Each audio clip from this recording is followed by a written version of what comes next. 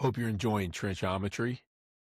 Assuming that you are, please hit that like button and subscribe. Remember, master the trench, you win the war. Welcome to Trenchometry. If you've spent any time in or around the trenches, playing offensive line isn't just blocking, it is chess at light speed. You're controlling angles while a 280-pound defender tries to destroy your running back. Every snap, calculating leverage, mirroring footwork, and anchoring against pure violence. Miss one step, and your franchise player gets flattened. We're here today to discuss the most undervalued aspect of the game of football, the offensive line. Remember, you master the trench, you'll win the war. My guest today began his career at Little Axe High School in Norman, Oklahoma, and would eventually play at East Central University in Ada, Oklahoma, where he was an academic all-conference and took his talent straight into the coaching ranks. He finished up his 17th year and his 7th year as an offensive line coach and offensive coordinator at Mustang High School in Mustang, Oklahoma, and he's currently the OFBCA, or the Oklahoma Football Coaches Association president, which must get a free bottle of Tylenol for all the headaches that accompany that position. Today, I would like to welcome Mr. Cody McDaniel to Trenchometry. Cody, welcome. Thank you for being here. Thank you for having me. I'm excited to get on here and talk some ball and specifically in the trenches. Excellent. We all know that's where the game's won and lost for sure. No doubt about that. Let's start offensive line and talk offensive line specifics a little bit and then move into some offensive coordinating because I want to hear how you go about attacking and deciding how you want to attack a defense. As you got into the coaching ranks and you're learning that you played the offensive line, so you have some working knowledge as you come into the game.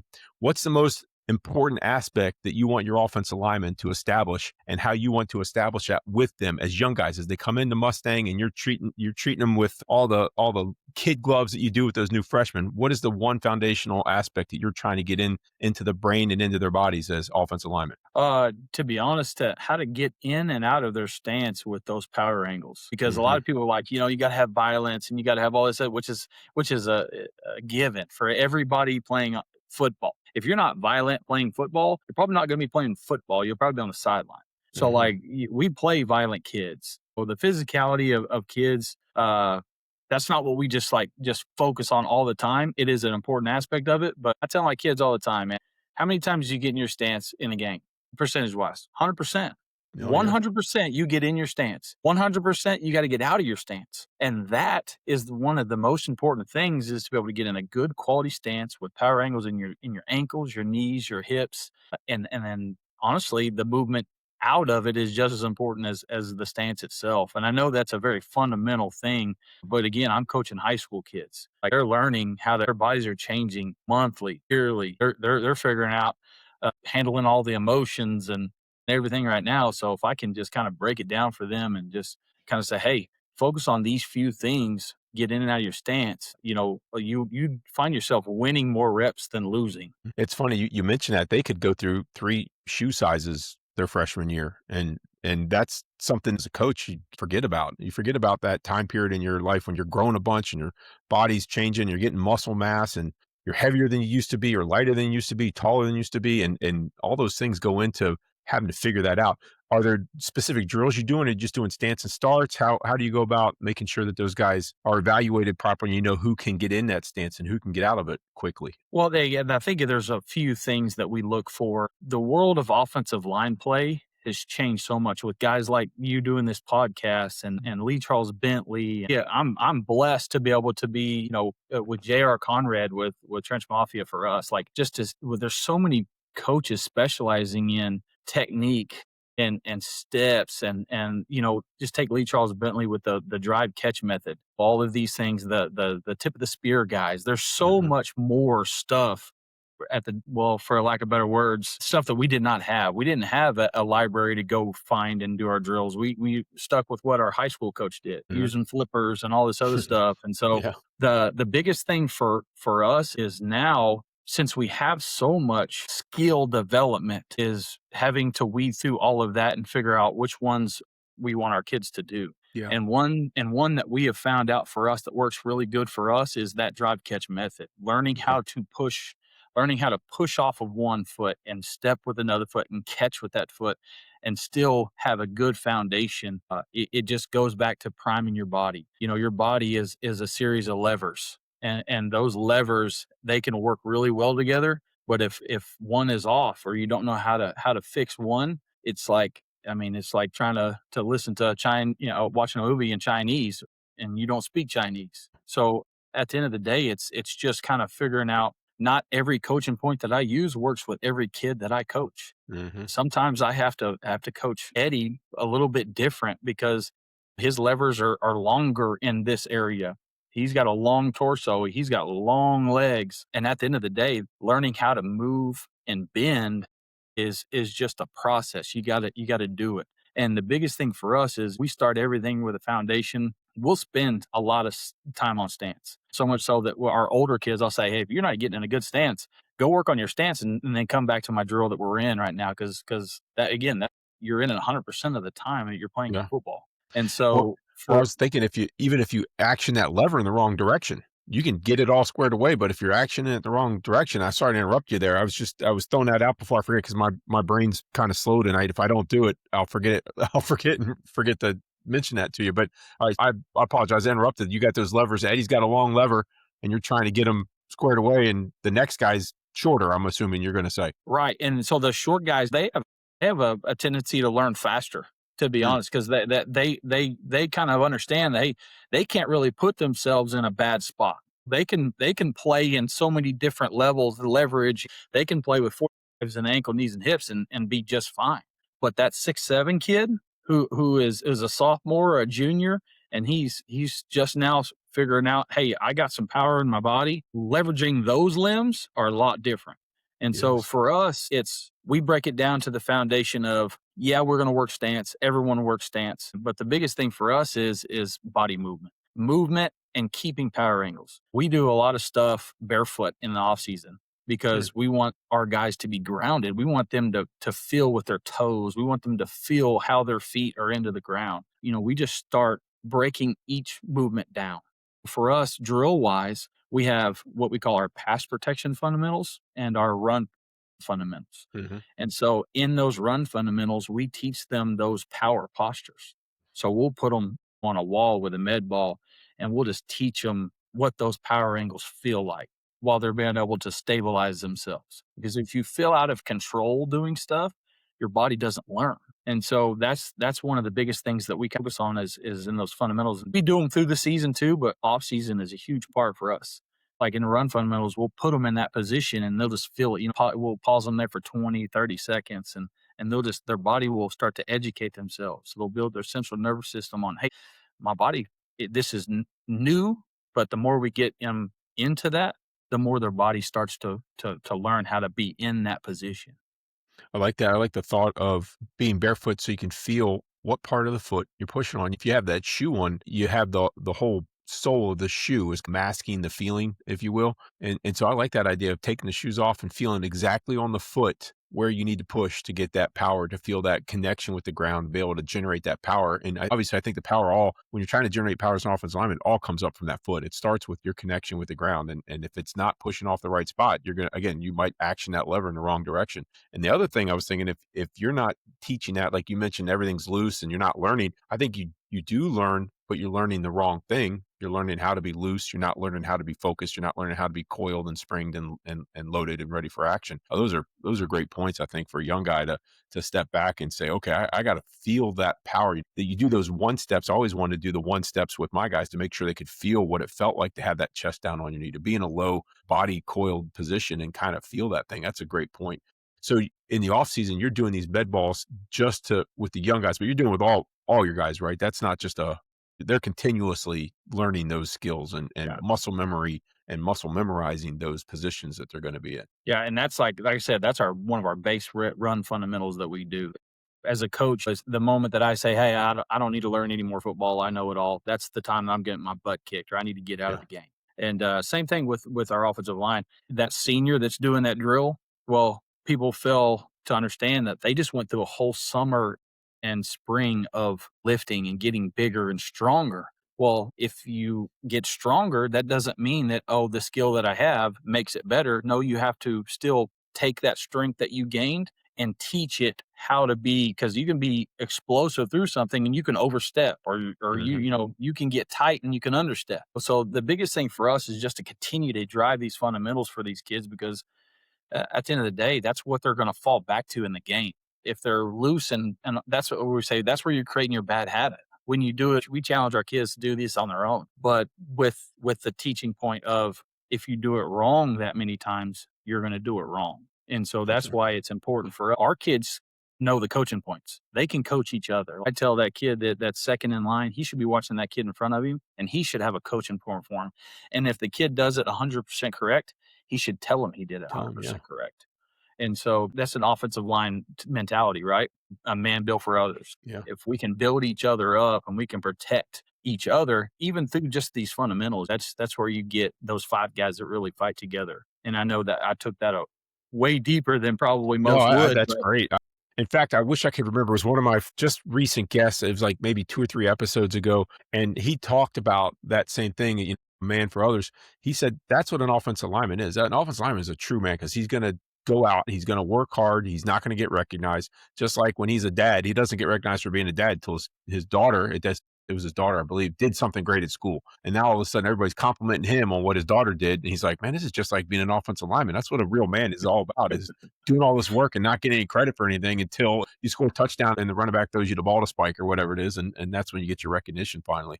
But that's a great point though. I never thought about it, never occurred to me till just now that the seniors are bigger and stronger than they ever been. And that ability to have more strength on the field might cause them to overstep. It might put them out of position more because they're used to exerting this much energy, but that much energy exerted in a bigger, stronger frame is going to go farther down the field or farther up the line of scrimmage. That's a great point to, especially if you're trying to get them as big and strong as you possibly get. So you need to make sure that it's like a superhero with super changing powers that never stays the same. They have to re-regulate every year. That's a great point. How do you go about getting these guys? And are they in 2-point? You guys doing 2-point, 3-point stances? What kind of stance you guys coming out? I'm a traditionalist, man. Like, there's something about putting your hand on the ground to Mm. play the game of football. And that's just me. People can call it antiquated and all this other stuff. You can create just as much power as 2-point. And they're not wrong. But there's something about teaching a high school kid how to put his hand on the ground and play with that mentality that we talked about, that violent mentality. And so everything that we do, and that just again just goes back to it's reinforcing those power angles. Mhm. Can this kid play in a 2-point? Absolutely can. But that's also just another teaching point that we have that we have to stress to them. You have to keep these power angles. Well, if you're standing up in a 2-point, you're going to be coaching more of that than anything. The thing for me is once they master their 3-point stance, in a 2-point stance, they may have their foot slightly off. They may have their foot slightly wider, or they may not be in the same power angle as they bend down and put their palms on their knees. Like, their Mhm. angles can change in their stance from rep to rep. Usually, your body, once it's incorporated in that 3-point stance, it kind of just goes to the same spot every time. Yeah. So it's all about just that consistency in everything that we do up front for us here at Mustang. And the coaches that are and the kids that I get to coach is everything for us, because again, we have to block some of the most explosive athletes on the field, Mhm. down in and down out. And I love that quote last year from the kid from LSU. Hey, that guy right there, he beats 12 offensive linemen to a sack. He's getting a scholarship. Me, if I lose, I'm gonna go work at Amazon. There's That's lots of right. Amazon deals here in Oklahoma City. Yeah. And that's so true. But where you find that success is in those little details.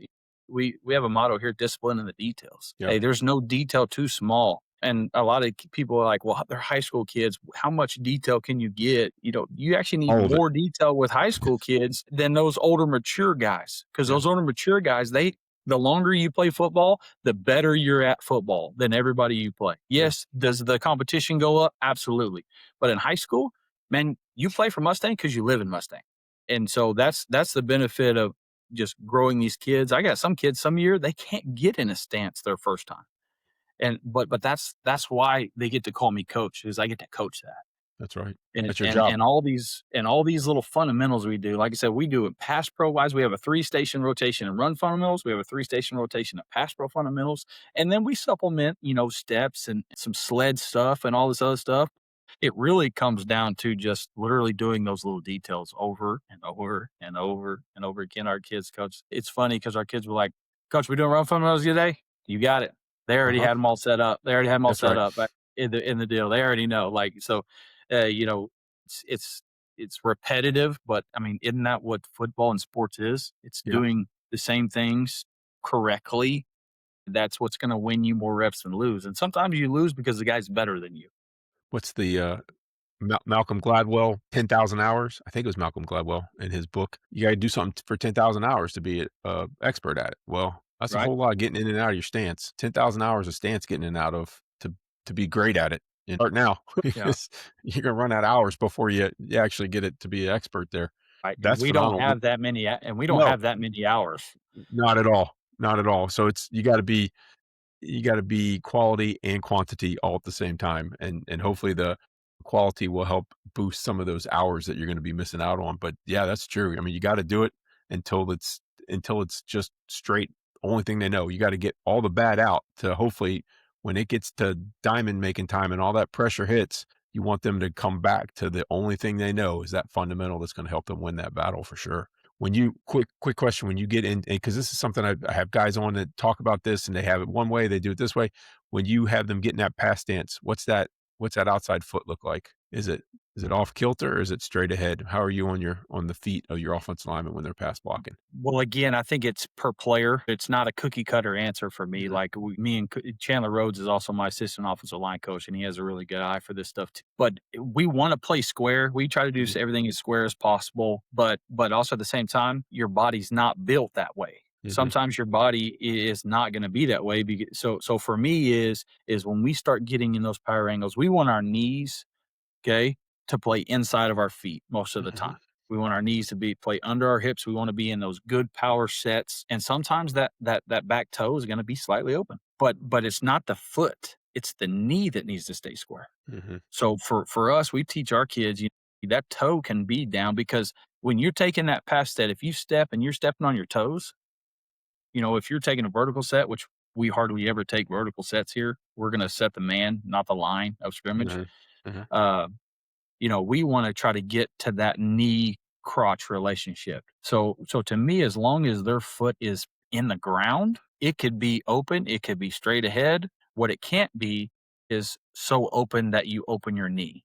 right, So and that's get so outside the it's framework really there. really it's can you keep your knees inside your feet under your hips in a powerful position for whenever that fast explosive guy tries to contact you, Mm, you can absorb that or you can deliver your punch. As long as you're in a good knee to crotch relationship, I'm okay with where their foot is if it's slightly okay. open. And some guys we teach open because dang, they got 18 size feet, and and if their toes Hard to forward, keep it. it's different for them. Yeah, totally. That's interesting. And now you said another thing keeps sparking I'm going to the next thing. Now you going two-hand punch or one-hand punch? Punch and grab? What are you teaching your guys there? If that guy is dumb enough to give you his chest right off the bat, it's a two-hand punch all the way. Okay. We don't face very many dumb D linemen in our league. In Mhm. 6A1 in Oklahoma, we face some talented players and even more talented coaches. So for us, we teach an independent hand. We want to outside pillar, strike, all this other stuff. Like I said, there's so many terms out there, you can get lost in them. Oh, yeah. So we just term the things that make sense to us and our kids. Everything in football is stolen from somebody at the Mhm. end of the day. So we want to make sure that it's brought into what our kids can understand. And so we're going to use some independent hands. We want to really strike that outside breastplate and make that guy play into our body. Because if they're playing into our body, that's where all that weight room work we just talked about, Mhm. that's where it's all going to take place. And we don't have to chase guys around. We don't have to have these great, huge pass sets and all this stuff if they're playing into our body. So for us, if you're going to come bull rush straight at us, we're going to double punch. We're going to squeeze our elbows. We're going to try to take your lunch money from you right now. And a lot of guys, you're going to play, with the W, your thumbs up, in run blocking, the double under is a huge thing for us, but it's not in pass Mm, because right here, I don't have yeah. any power at all to stop you from moving through me. So right here, we kind of have to turn our thumbs up a little bit, but we don't want to reach outside of our frame. Remember, offensive line, Big Ernie over there, he's the D lineman that didn't make it. Now, not all of them. There's some really athletic offensive linemen out there, and that's where most people are trying to go nowadays. But for us, when we play outside of our frame, we're a lesser athlete than most of the guys that we ever face. So if we play in that world, we're playing in the strength of the people that we're trying to That's block. right. And so for us, we want to stay, like you said a while ago, we want to stay within our frame. But we also want to make sure that we can create angles and we can create cutoff points to make them, hey, eventually you're going to have to go through the mass of my body, the That's right. strength of my body. And that is where we will excel and win those reps more times than not. But the more times that we try to play out of control or outside of our frame, it's a no brainer. The kids that I coach, they'll point it out first. "Ah, Coach, look at my knee. It's open. I don't have Yep. any power. That's why the guy just bull rushed me. Coach, I hit the inside breastplate, so he just hit my hand down and speed rush by. I don't have anything else. So like they're getting all these coaching points over and over and over again, and it's just awesome when they get to that level because that's when you know you're really being a coach. They're self-correcting out there on the field too, which is I think the biggest part of what you just said. That's the most advantageous position to be in is when you got 5 self coaches out there, or they come back to the huddle and they say something, and the other 4 dudes look at them and be like, "Hey, man, you got to XYZ, whatever it is. I guy beat me around the corner. Well, did you punch his outside breastplate? No. Okay, well then they're taking care of all that on the field." And they got it corrected that by the time you get to the sidelines, hey, on that pass, you punched the inside. I know, coach, I gotta get the outside. They've already got on each other and fixed it. That's the beauty of that situation when you have these older, experienced, self-taught, self-coached guys that correct everything before you even get there. And you're just like, well, I guess I'll just stand over here and watch the game and just let you coach yourself because you're doing such a good job at that point, right? Well, and that's That's what's interesting. awesome about having older guys is because the longer they're in your program, I'm starting going into my 8th season here at Mustang. Like these kids don't know any other coaching points than the coaching points that Mhm. I've taught them, and then our junior high coaches have taught them, and then we have some really good youth coaches here too. Man, it's awesome. Like Coach Blankenship's got this thing like a well-oiled machine. We start in first grade and work our way up. It's awesome to see and all those kids. I actually get to coach first graders in Mm. camps in the summertime. They get to hear all the same things. So by the time they get up to us, man, it's literally that. It's making sure I get the camera up so they can watch themselves. Like Yeah, yeah, at the end really. of the day, it's fun, but the maturity aspect of it is I get to help them control their emotions and all these other things and be a true coach to them, not just in X's and O's, but in life as well. And we know as well as anything, football translates to life. Man, it's one of the Mhm. most sports that does that the most. It'll humble you in a hurry. Oh, yeah. Yeah. That's a good point. So I mean, you coached them for so long. It's almost the only thing you have left to coach is to go to those higher order And emotional that's the controls goal. and coaching themselves. Those are, you almost run out of things to do. And if you're a good coach and you're going through all that learning information and the latest teaching techniques and coaching techniques, and you're pruning down and picking out some important ones because you can't use them all. Like you said, you want to be able to replicate. You want to have it to be able to be simple. You want to be able to teach it and apply it to a bunch of different body types and skill levels and mental capacities across your unit. And so if you're doing all of that, you're going to put yourself in a position where those guys can master that pretty quickly down the line after they've been doing it. If they've been doing it for 10 years, my gosh, if you've been doing, there's your 10,000 hours. This is something you guys are establishing these 10,000 hours starting in first grade by the time they get to be 12th graders, then maybe they do have 10,000 hours of getting in and out of their stance. Camps in the summertime, season, spring football, preseason, all that kind of stuff going on. Those are a lot of hours that you can use and accumulate over time. So that's cool to hear. And that's kind of a special place. Not a lot of places have that opportunity to go from cradle to grave in a football career with just one voice in that player's head. That's a neat situation to be in for sure. Okay, so It's let's go unbelievable. go. Yeah, yeah, I It bet. it it's like I said, there's not many places like where I get to work, and that's why I get to, I'm just so blessed to be able to call myself a Mustang Bronco at the end of the day. I feel like here in Florida, I don't know, there aren't too many schools I feel that have that setup. It's not really the schooling situation here is not really prone to allow that to happen for whatever reason. I don't know if it's schools sharing feeder programs or whatever. So you don't have the independent school district kind of mindset where everything's just funneling from, everything goes from elementary school to middle school to the same high school, or if you're in an area, maybe 2 high schools. It seems like the Texas, Oklahoma area, it seems like that's more prevalent out there than it is here in Florida. We do have some multi-school districts, like Norman and Moore and Edmond, but most of them are independent school districts Right. that, hey, once you're in kindergarten, you're a Bronco, and then, you're a Bronco until then. until you're claimed otherwise by Yeah. someone else, right? Okay, so how you when you get this stance, you get these young guys, you're getting your stance, and again, that's going all the way back to 7, 8, 9 years old that they're learning how to do all this, which is awesome. And learning each year to compensate for their growing body and strengths and mental capacities as they grow up. Where are you going with the run blocking? How are you getting that run blocking established? What are you guys trying to get going with those, say, ninth, 10th graders and perfect with your 11th and 12th graders? What's the first two skills that you're developing after they get out of their stance for the run blocking? Your run block, well, maybe let's say you said 3 stations for your run blocking fundamentals. What are your 3 stations for your run blocking? So again, we're going to teach them those power postures, and so that's the first one we go to. And the next thing is how to create a violent strike. Because if you turn your body at any point in time, all of those angles change. Yeah. And so we just want to teach about a. So we do what we call our Friday night drill or our hip drill. And so all that is we're going to put them on our knee and we're going to teach them how to strike with their hands properly. And then we're going to change the angle, and then we're going to do it again. We're going to change the angle of that body. It's the body or the bag that we hit has to Mhm. change because that's what changes play in and play out. Mhm. The landmarks are the landmarks. So for us, we stress, hey, eyes, you got to see the angle because if you can see the angle, you know how to hit it. For us, it's just learning how to strike, grab, and then roll your hip right now. Mhm. And so we're gonna take that and we're gonna compartmentalize that and we're gonna put them on their knees right there. We're gonna put them with their toes loaded underneath their knees, and we're gonna start with their hand on the ground. So they have to move to a more upright position, strike their hands. They're not allowed to roll their hips without their hands being violent and striking the spot that they're trying to strike. Mhm. And so for us, it's just getting as many reps as, hey, my hands might land at the same time one time. Well, they didn't land here because I'm trying to hit this shoulder and this Mhm. elbow at the same time. So it's just kind of with the older guys.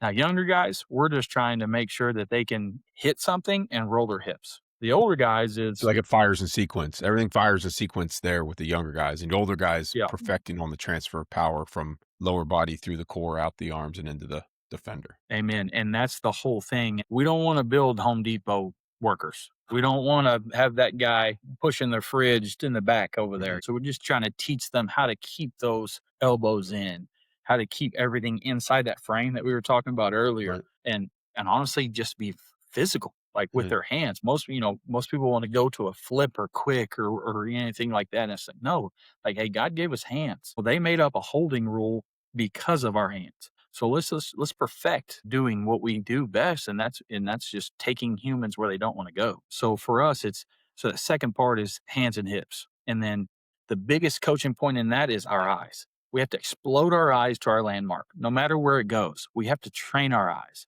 I love putting a stripe on our helmet because even if I don't see the offensive lineman's eyes, if I see his stripe move, I know he's at least in the vicinity where I want Mhm. him to be. And so at that point, we're crawling still. I mean, like, hey, Yeah. we're learning what it feels like to be in a good situation blocking. And then we go to, oh, let's add a little bit of movement, a little bit of violence, and a little bit of technique with the eyes. And then the third station is we use these big green bands and we put them around low on their hips and they get in that stance that we talk about. And then we put a med ball right in front of them. And the only thing that we're trying to do is making sure that they can maintain proper power angles in the ankles, knees, and hips for that first 3 to 4 movements. So we'll take a 45 right or a Mhm. base step, which is right at the guy, or we may even take that drop bucket step on if it's an outside zone play on this side. And so we'll teach them how to drive, catch, move out of their stance, which one to push off of and which one to step into without standing up. So what that band does is we get to pull, just slightly pull. They get to feel if I stand up, it pulls Just them. yank you back. And so if he stays in that good power angle, he'll never really feel the band. And if we have those guys that want to stand up really, a lot, we'll have them tap that med ball with their fingertips with their thumbs up, that kind of that double under to keep them down. Mhm. And so we're teaching them how to move with power angles. And then when you start thinking about, oh, well, let's put all this together in a block. Okay. So these are the 3 fundamentals that we use other than taking steps because the steps are in that too. So we teach them how to create basically enough leverage to play low.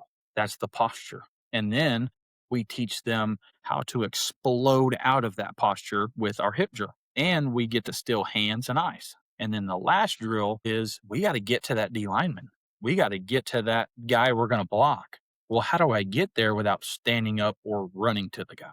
And so we get to maintain those proper angles. We get to the posture. So we're creating contact with our hands and our eyes. And then now I'm in that power posture that where coach had me frozen. And then here's where coach says, once my hands are on and I'm in a good power posture, now I get to roll my hips and run my Mhm. feet. And so now I get to create that contact, and I get to really wrench and take that guy's lunch money. And it just kind of learns this is how it should feel rather than, well, I can run off the football really fast, but does that really project into me blocking that guy or Yeah. or splashing off that guy? Right. 'Cause I say create I might hit space. him. Yeah. I Yeah. might hit him, but I might also fall off of him if I'm Mhm. not in a proper position, that power position I always talk about, where you can get your feet, pound those insteps, get those knees under my hips, roll my hips through, be violent with the hands and the eyes. And sometimes he's gonna be in closer to your body. And, at the end of the day, that's just kinda where that's where the weight room and some of that stuff's gotta come into, and that's why we stress a lot of that, with player development for us is, hey, you have to have a base foundation of strength. The creating space aspect of it is something that is so important that when you find a guy that can do it, doesn't matter big, small, fast, slow. There's dudes out there that just are very good at creating space. And when you find one of those guys, it's beautiful because they're just it's sometimes you don't know how they do it. Like you look at it and you're like, how's that kid moving someone out of the way? I don't get it. He's weak or he's slow or he's dumb or he's fat or he's skinny or whatever the issue is. He just moves people. And then you have the other side of the coin where he's big and strong and fast and aggressive and he runs into somebody and just as weak as water, couldn't move them 6 inches off the ball. And it's always fun to see the guys that can do it really well. And it's really frustrating as a coach to have the opposite happen where this guy's been putting in the time and the energy and the effort and just can't put it all together for whatever the reason. And I've had a number of guys that stick out in my mind. I think back that I just couldn't fix them. I couldn't get them to be good at moving. And it was frustrating for me, but there's just some dudes that just don't do it. I was thinking when you were talking about the pass blocking with the hands and even on run blocking, when the hands get outside the framework, right? When you get loose, as you said, and for offensive linemen, all we do is push. It's all pushing, right? And so when we get outside that framework, we get out of what our fundamental responsibility and the weapon of pushing, we get into the pulling aspect of it. You know what I mean? And when you're out there, you got to pull. You can't push when you get out wide. And that's the big thing to me.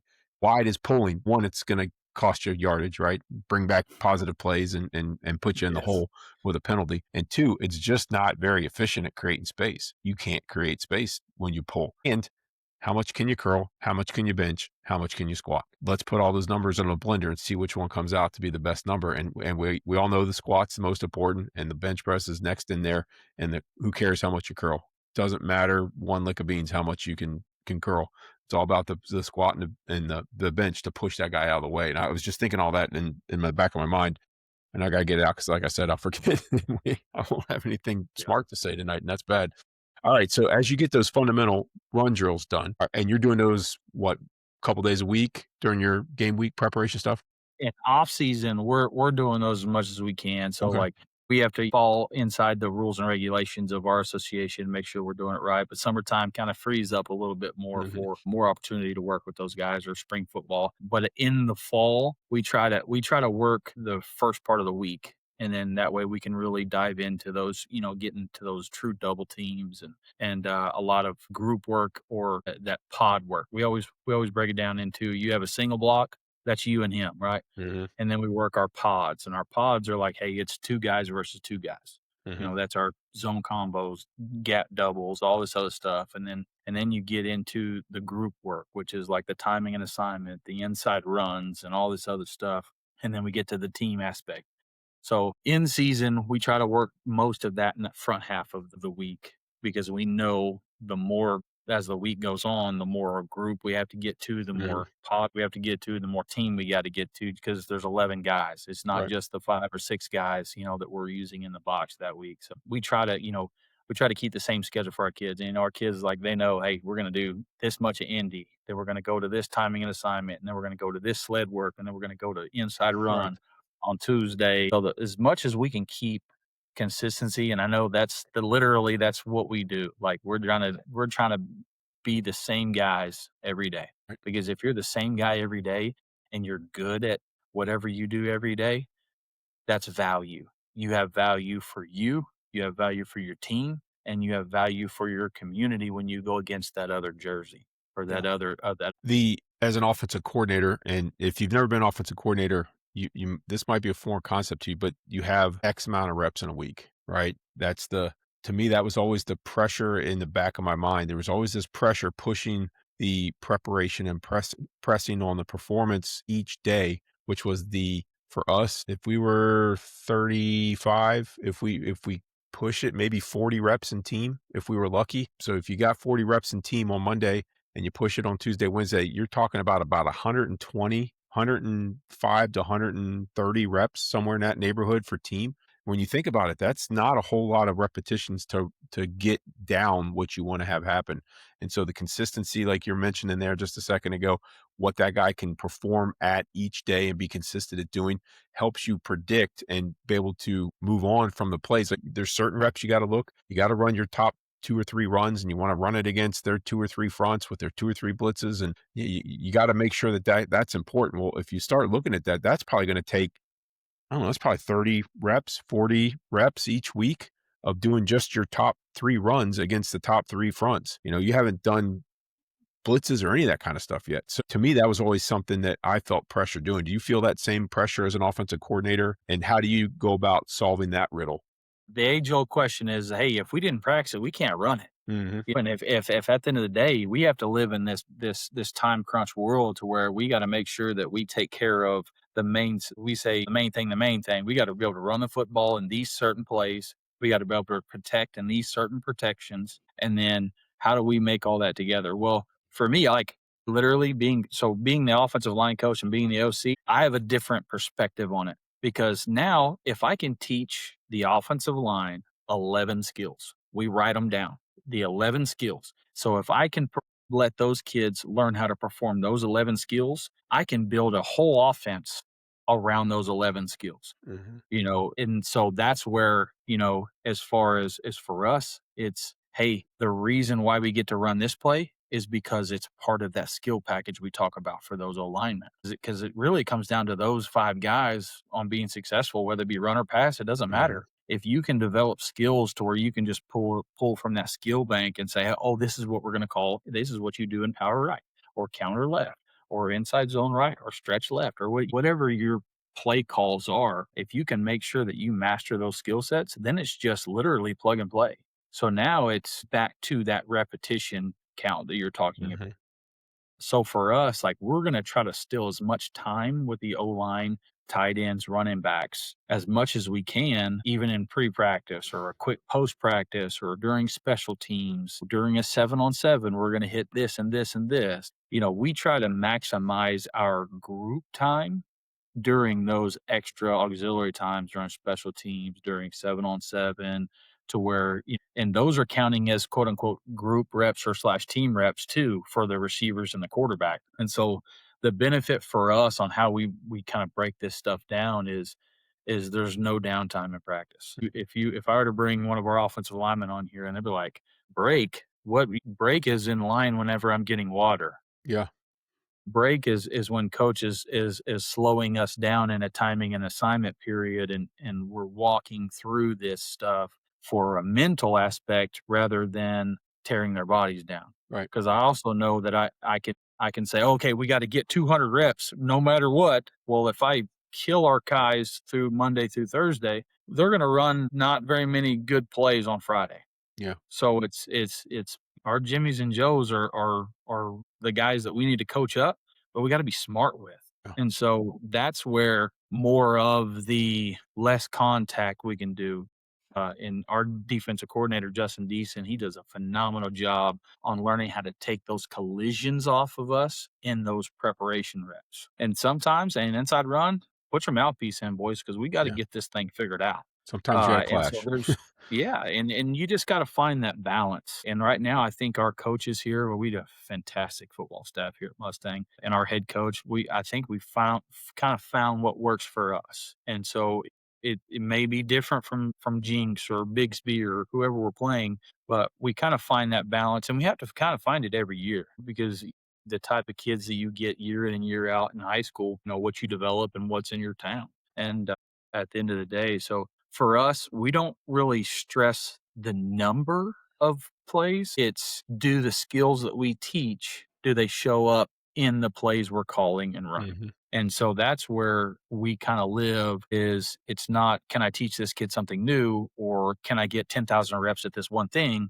Well, if you're doing it correctly with all those fundamentals we talked about, he had already done it 10,000 times. So now it's just associating mental aspect of the game, which is very underrated in high school. The kids, by the time they get to you, they went through 6 hours of learning already. Yeah. How much more learning can you cram in? You know what I mean? So sometimes it's good just to get out there and let them move. And then once they're moving, man, it starts sparking that learning again. It starts, that central nervous system takes over, and then you just like, oh, well, hey, he's tired, but man, he's still doing something good. You know what I mean? That means, oh, hey, we're doing what we need to do for these kids to be successful. Yeah, And I so like that. I you like just kind that. of live in that world. That's a good explanation, and maybe that's why offensive line coaches are always griping about Indy time.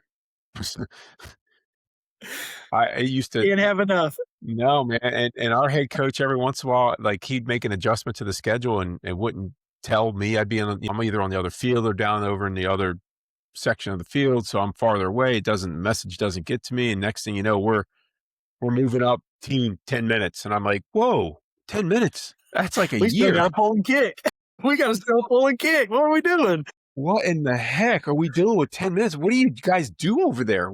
What is happening during your individual that you can just cut 10 minutes out and move forward? That just doesn't, that's crazy to me, because I'm trying to show those guys as many reps on Monday, Tuesday, and Wednesday in my Indy, in the team, in the inside, in the perimeter drills, whatever it is. I'm trying to show them that game situation as many times as they possibly can see it before they actually show up on Friday night and get that thing done. And that, to me, every second was valuable. I charted my weekly plays, how many times we ran each play into whatever front it was. So I knew I would go out and self-scout my script, my scout script. I would self-scout, be like, oh my gosh, it's Wednesday. I haven't even run this. I've only run this play one time, and it was an individual on Monday. I got to get 2 or 3 of these on Wednesday's scout team so that I can at least make sure that I have some confidence to call that play on Friday night and know, okay, the guys know what they're doing, or they don't know what they're doing. And that each day, I swear, we'd start with a 45 play sheet Monday. Well, after Monday's practice, I'm like, well, those 3 are out. Ain't no way we're running those things. And then Tuesday, you drop another 5 or 6. And then Wednesday, you're like, well, maybe they'll get it right on Wednesday. They don't get it right. Now you're down to 30 plays. We would be between 28 and 35 plays that we would take into a game with us that we would want to be able to run. Now, different formations, motions, all that kind of crap. But that was about what we would end up whittling down to. Is that something, are you a whittler of plays off the play sheet when you're going through things? Yes, and then also kind of know it's really not the play that we're going to cut. Or the It's just, concept? can we get the picture to them? Mhm. Because that's the whole deal. Like, because if I can create that picture of what they're going to see on Friday night, they can adapt. Mhm. You know, this is their go to right here. This is their change up, and this is how they're going to blitz you if A and B don't work. If we can get those pictures and we're close, we still have to carry that into the game because we don't really know how did we see the picture. If we did, cool. Now we're rocking and rolling. If they change something up on us when we were relying on that specific concept or that whatever it is, and now that concept really isn't that great versus that, that's why for us we're gonna carry our top 5 or 6 runs and we're gonna rep it versus everything all Yeah, year. so it can work.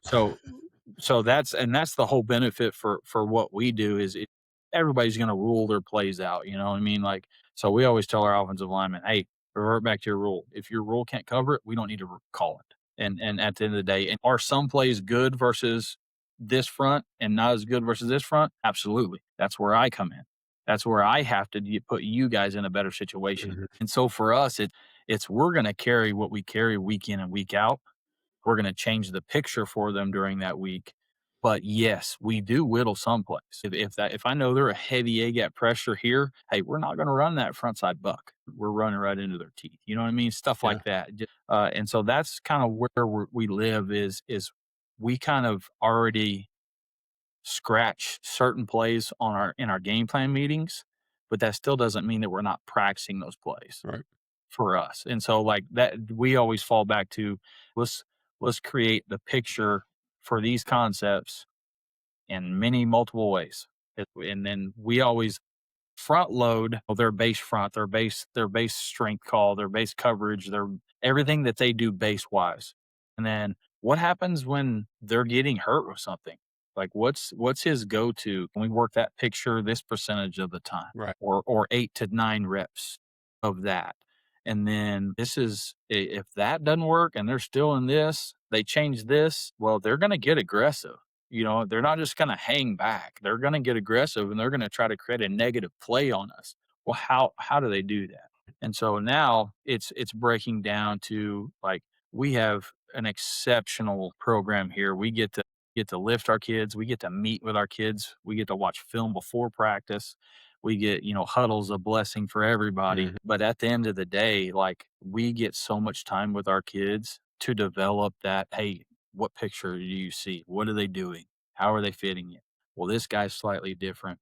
And And hopefully seeing it the way you see it. I always felt when I got him seeing it the way I see it, that's when we're locked in, and that's the amen. And that is what we're trying to do. Right. And so that it's kind of like I have some guards like I have a junior guard right now. He's Stone Perkins. He's unbelievable, coach's kid. But at the same time, like he'll say, hey coach, what do you think about, countering this situation? Absolutely, Stone. Mhm. Yeah. Hey, coach, that defensive end is heavy inside on my shoulder. Can I tell the guard to block back and pull the tackle? And so like these guys are already and again, the reason why we get to have these conversations is because of all the time that we put in together. And it's really awesome and get some feedback. Same thing with our skill players. I don't get to just hang out with the offensive line all day, every day, which I love. I want to, but sometimes I got to go and I got to coach all aspects of the offense. Right. And so it's just, it's it's really cool being the O line guy because hey, our offensive line is really good at this, this, and this. And if we put them in this position, hey, they may give up some negative plays or anything like that. We as coaches, in our coaches meetings, we're just say, hey, do we want to put them in that percentage of being able to, maybe potentially losing that rep or creating that negative play with the play call because we know it fits outside of their skill frame. And so that's what, as coaches, it's we go in and it's cliche, but if we're changing our entire offense weekly, we're probably not scoring very many points. Yeah, that's true. Not doing the And same so thing week for after us, week. yeah, and so for us, and you create tendencies and you break your tendencies as coordinators, and if you don't know them, learn what Mhm. tendencies you have. If you're a young guy out there watching this, uh, but also you have tendencies because you're good at stuff. And as long as you know what you're good at and what your tendencies are, every now and again you can break them or you can use that tendency to your advantage. And Yeah. sometimes good coaches, they're going to find them and they're going to create negative plays. And that's where it goes back to controlling their emotions. That guard's going to give up a sack. Is he going to be okay? Absolutely, he will be because we coach.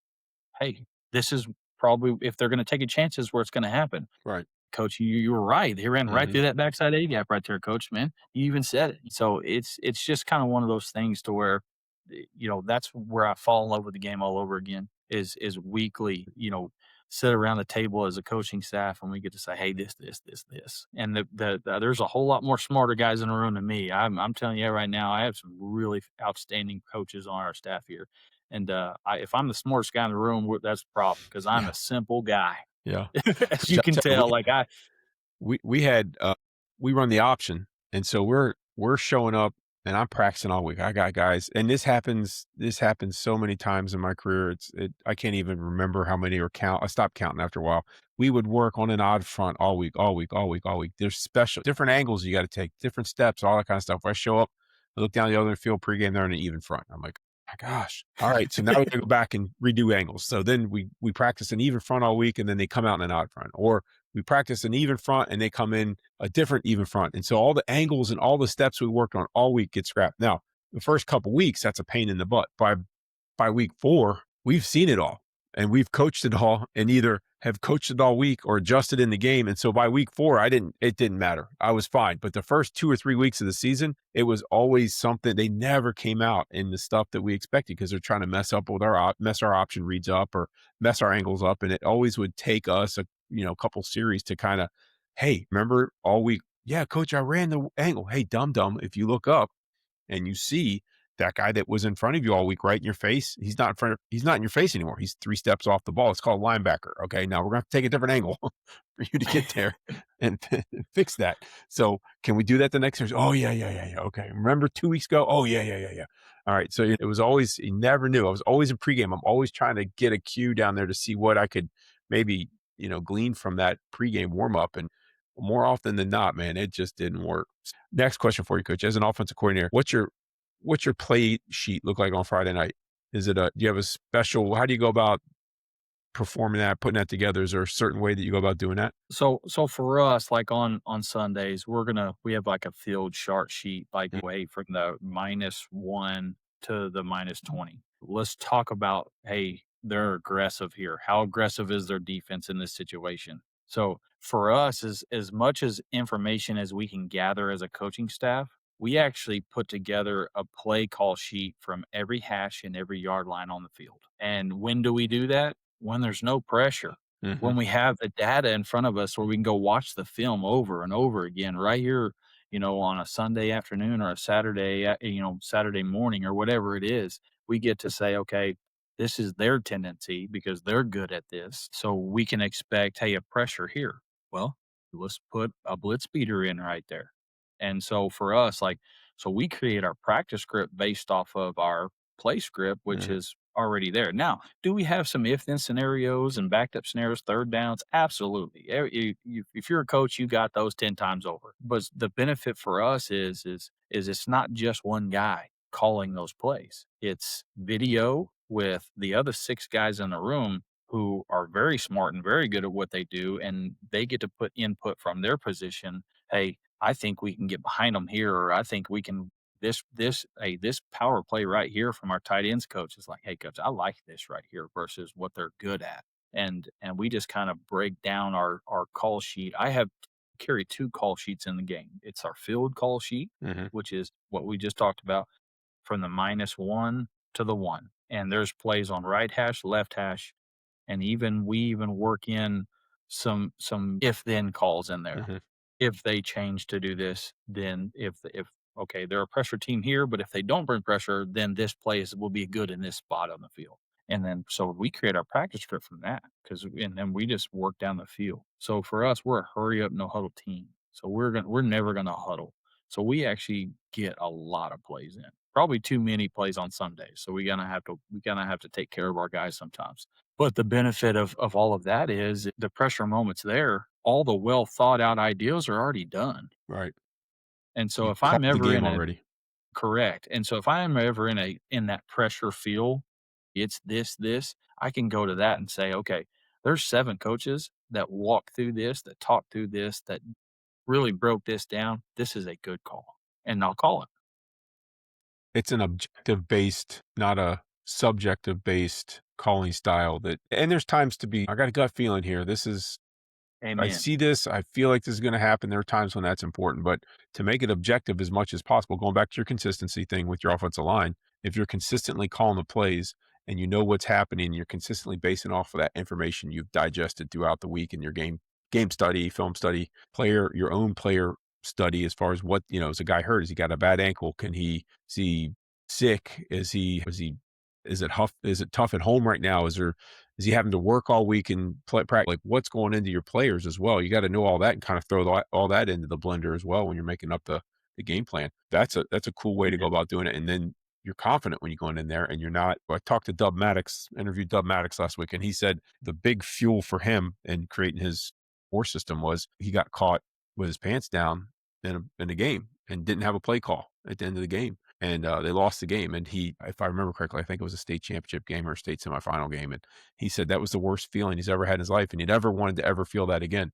And so that's why he literally went down and set up his system so that he didn't much more objective as far as how he would go about calling plays. So when he got in that situation again, he wouldn't have that feeling of letting himself down, letting the players down, letting the team down, of not having a play to call. And I thought that was an interesting um, motivation and motivating factor that he used to develop that whole system that he puts out there now. Interesting. All right, coach. So as we get down here towards the end, I like to talk about two things, and I've started introducing a new question to guys, and we'll get to that one, the new question here in a second. But the first question is, do you have any entertaining stories about your offensive line? Because by far they're the most entertaining group on the field, and other groups, other position groups may argue, oh no, we're funnier. There may be a guy or two that's funny, but when you put all the offensive linemen together, there's a synergy of goof that just creates off of that. Do you have any examples or stories you could share of how your offensive line fulfill that prophecy there? Weekly, they are professionals at making fun of me. I can tell you Okay. that right now. There you go. They're very good at making fun of our coaches, but that's the fun part. Mhm. A really cool story. It's kind of funny just because it falls in the stereotype of being a lineman. I was at Gore, Oklahoma, and I was a young coach. Man, I had the life and so quick story. I just had a bout with stage 4 colon cancer Oh, when I was 22 years old, and so, like, I just came off of that, so I was wet behind the ears, and I was coaching guys and that were not much younger than me, and so we actually took our kids out to a ropes course, okay. and anybody that knows a ropes course, they have you climb up on tall things and all Not this big other guys stuff. friends. That's not friendly for big Not at guys. all, not at all, and so, like, we come up to this I think it was like a 20-foot wall, and it was like, "Hey, the whole team's gotta get over it," and next thing you know, you see the offensive lineman kinda like, "We all getting over this? How are we all getting over this thing?" Yeah. And so coaches too, like, I was like, "Alright, here we go," and so you get to slowly see all the fast, athletic, skill guys. They're just running up there, taking 3 steps, running up the wall, jumping, grabbing, pulling themselves up and everything, and next thing you know, you can just kinda see those offensive linemen just kinda scoot back in that line. Yeah. And the next thing, it's like everybody's kinda looking around, it's like, "Well, there's nothing but O-line and D-line left, so here we go." Yeah. And it was awesome to watch our kids, yeah, go through that, but there was a big kid. I mean, he was a big kid. He was a fun kid. He was a great kid. His name was Ernie, and, I'll never forget this kid in my life. Ernie was like, "Coach, I don't care what we're doing right now. My mind and my body cannot go over that wall. I Okay. am so afraid of heights. It's not that anything. I know that I'm a big guy, and I know some guys could probably hold me, but I also know that they might drop me."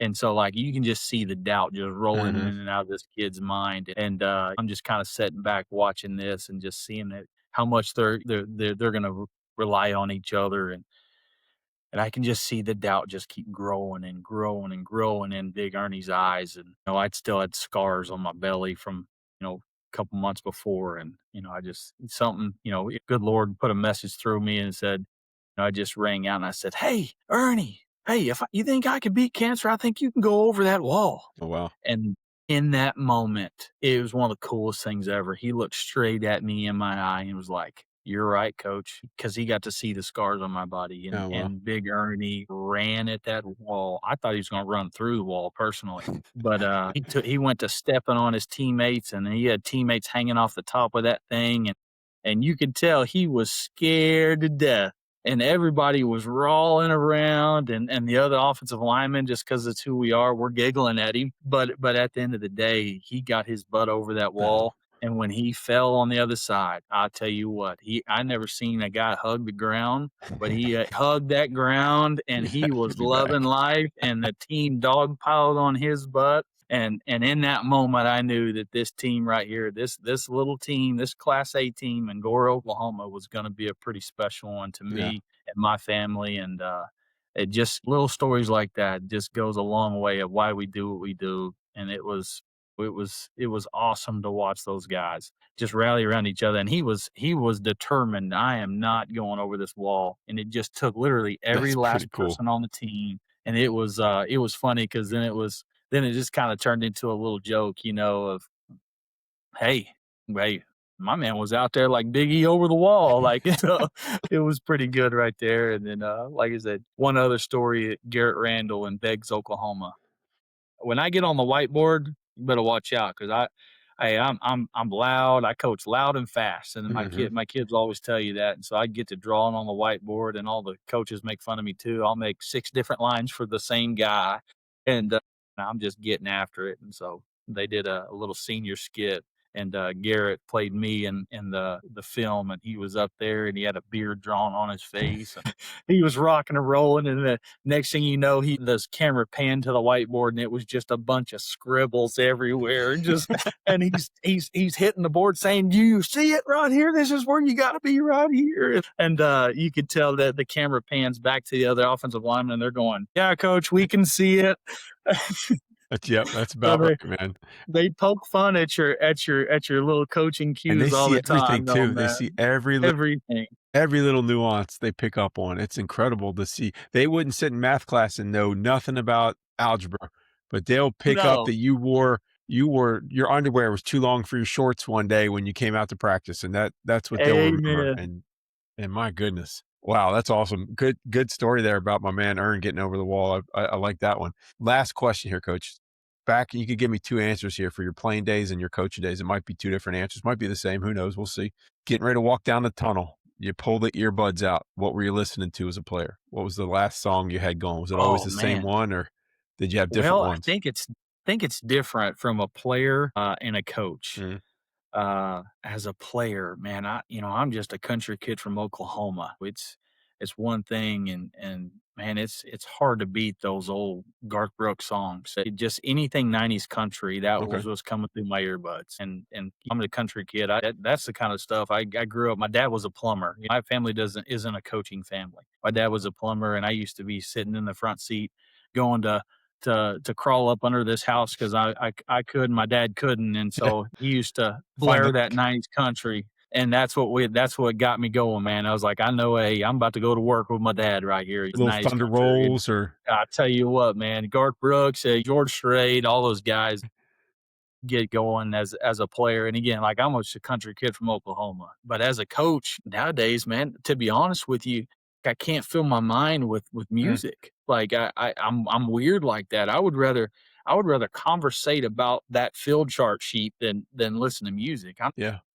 It's just kind of one of those things to where Coach, that's been a common answer for me as coaches. Players, different answer, man. Everybody flashes back to whatever it was, but as coaches now, it's all about I'm checking the call sheets. I'm making sure I'm calm. I want to be clear and have everything just right there at the top of my mind. I want to confuse it or cloud it with anything. That's a common answer I've found over the last 6, 7, 8 interviews for sure. And I agree. I was the same way. I never listened to music. It was call sheet, trying to figure out last percentages of blitzes. I mean, I every was last ounce of calculating information I can gain, I'm I was going calculating to. stuff as to the very last minute. I didn't laminate probably until I probably didn't laminate play sheets until 5:30 on game nights. If we were at home, I'm hitting the laminator at 5:30. I was waiting to the last minute to get all the information I possibly could. And then even then I was probably laminating it and then putting it down and writing stuff in Sharpie on it as soon as I got it finished and forgot something or found something else I wanted to remind myself about. Man, that was yeah, I'm right there with you, man. That's for sure. Well, Coach, I appreciate it, man. Cody, I'm very thankful for you taking time out of your schedule, and we're getting close to the holidays here, so I'm sure there's 100 other things you could be doing around the house. And I know after football season was done for me, I had to catch up on 3.5 months worth of grass cutting or painting or something fixing, right, and maintenance, and so I know that you're taking time out to do that and share with us tonight. So I wanted to thank you for that. You mentioned to me when we were communicating that you might have a pamphlet or a book of some sort you got coming out, a journal, I think you said it was.